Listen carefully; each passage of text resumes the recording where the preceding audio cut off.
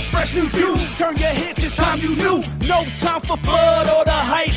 It's too untrue. Open up your Twitter, you know you want to. Drop tweets on what we gonna do. He won't stop till he rocks you. Jazz World, because life is orthogonal. Jazz World, you gotta rock the original. Jazz World. Jason and Steve, come on up, guys.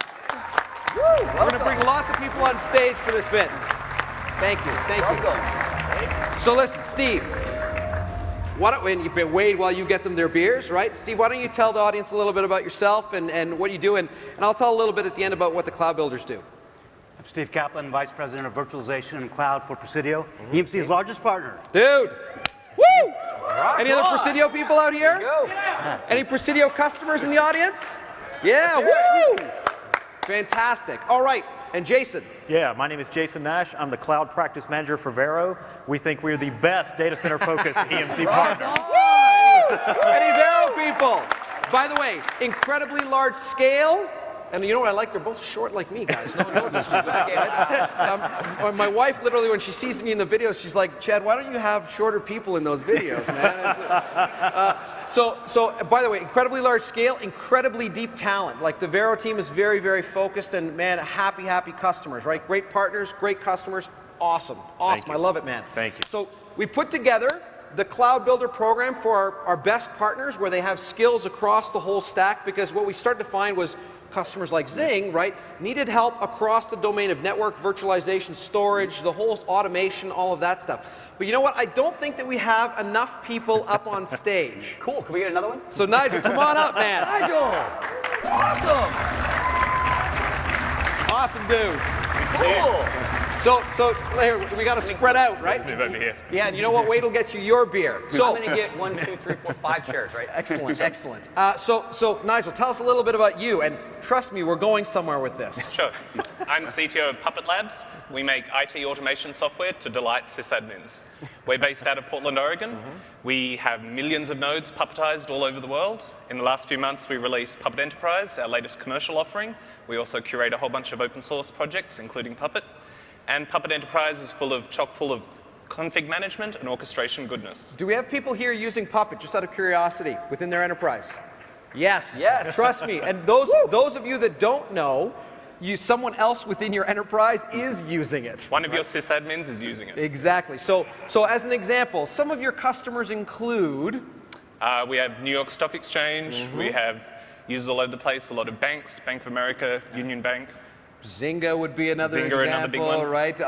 Pretty well every major cloud uses Puppet in many ways for large-scale automation, right? And where did you come from before you joined Puppet? I actually ran Puppet at Google for a number of years before I came here. We used that to manage internal desktops, laptops, and servers. So not Google.com, not Gmail, but everything else for the people who need to build those services. How awesome is that? Now, so where the heck am I going with this, right? Why don't we show a quick little demonstration of the thing that we announced today, and then I think you guys will see how it all ties together. So we've got this thing that we developed internally at EMC called Project Razor, right? Razor is named after the idea of like Occam's razor, simple solution to a simple question, which is how can we automate bare metal builds? What I'm doing here is I can log in and I can basically discover all sorts of servers as they're powering up. It's basically using a Pixie microkernel. Pixie microkernel installs, it gets connected, and here you can see all of those hosts are servers. It uses this model which allows you to then go and say, okay, I've just discovered this server, it's a Dell-powered server. I mean, Dell, whatever, right? So you know, in here, it's got, you know, you can see CPU counts, you could, no offense, of course, I mean, it's all good.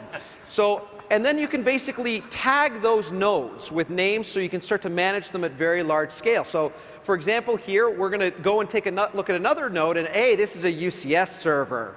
All right. Yeah. All right. So you can see that we've tagged them, and here there's a mixed bag. We've got some Dell, we've got some HP, we've got some UCS blades, right? And then what we can do is we can actually integrate it with Puppet, right? So basically what this then does is we can go and we can very rapidly provision many nodes all at once. So for example here we're saying, you know, we're going to integrate this into the Puppet environment, and when you see what we're able to do with this, it's amazing. So basically we said, okay, there's a broker, we've connected it up, and now we're going to say we want to build a policy where all of these servers are built as ESXi hosts using a standard template. But it could be other things too. It could be Linux, it could be, you know, all the Linux variants, it could be an OpenStack deployment, all sorts of stuff, right? So any type of server, any type of environment. Here we're going to say anything that's a UCS server is a gold policy, right? Gold. Anything that's a HP server, we'll call it silver.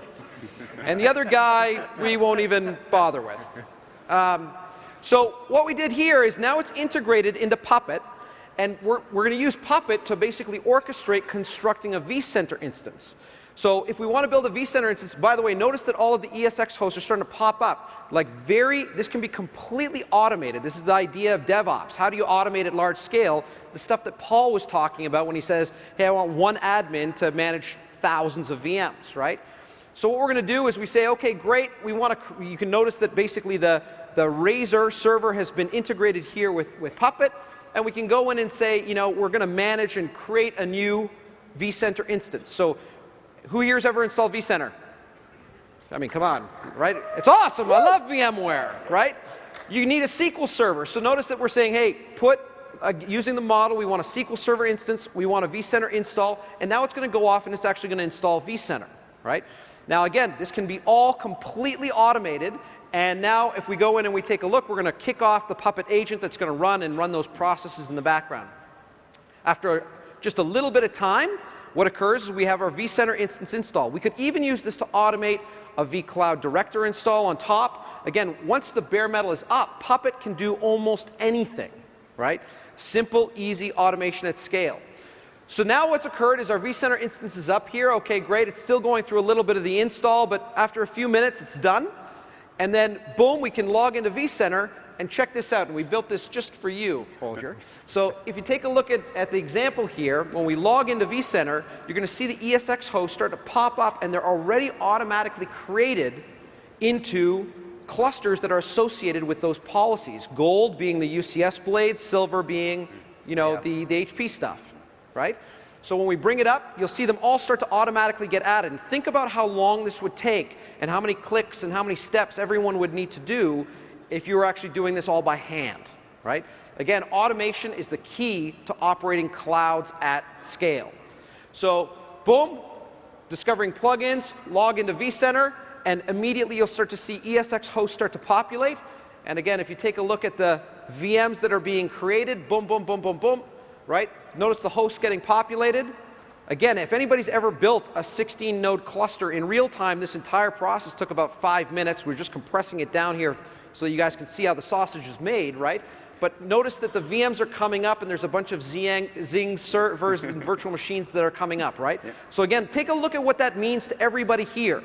You could automate everything from the bare metal all the way up to vCloud Director, or frankly, anything inside the VMs. Right, completely in an automatic way, even if you're using the mix and match model that you guys are currently using, right? And one thing I think is really cool, well, you know what, rather than me explain it a little bit more, you know, now this explains why Nigel is here, right? How good was that?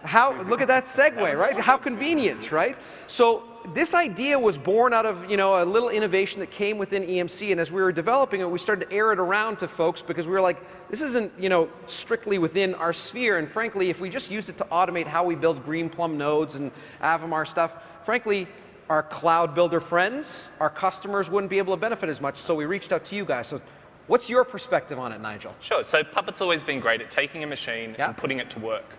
But we've had users move to the cloud, and they've become used to the agility that you've got of just provision a new machine, kill it, provision a new one. And we just haven't had that with bare metal. And it was really exciting to start working with EMC. You guys started building on the platform we already had, automated inventory. This is one of the things. No more barcode scanners, no more Excel spreadsheets. Automatic inventory, up to date, node discovery, put the right image on the right machine, and put it to work. And you know what's one thing that I think is cool? You can actually go, we've made this open. Yep, github.com/puppetlabs/razor. It's all there now. So like Merry Christmas. Anyone who's ever been doing this stuff by themselves, we just made your lives a lot easier. And you know how much it costs? How do you like that? So I'm curious, again, you guys obviously are also great vBlock partners, and right, we've got automation tools and frameworks for that stuff, but many customers use mix and match. What do you guys think as cloud builders? I think, people that know me know I'm all about virtualization, but unfortunately, not everything is running virtual yet. So to get this agility, like Nigel said, is a big deal. And I'm going to be honest, I mean, since the announcement and Nick's post went up this morning, I've already got emails in my inbox from my engineers digging through this stuff, wanting to know how we're going to implement it, and that's no lie. I've got a stat I wanted to share. 10 hours after we released the code, first pull request. How good is that? Woo! What do you think, Steve? Yeah, I second that. We're all about helping our clients transition, transform to IT as a service. This is going to accelerate that. And most importantly, the customer, right? Look at how I orchestrated this. Right? You guys, imagine they're adding millions and millions of subscribers, going from 0 to 400 VMs in a heartbeat. Does this make your life easier? Of course, because as usual, I have more and more servers coming in and not more and more admins. So automation is something I have to do, otherwise I'm unable to run my business. Awesome, awesome, guys. Thank you for being a customer. Thank you for being a partner. Thank you for being a technology partner. Thank you for being a partner. Wade, thank you. Oh, right. Okay, guys, thank you. Thank you. Thank you. I really appreciate it. I'm looking forward to sharing the beer with you afterwards.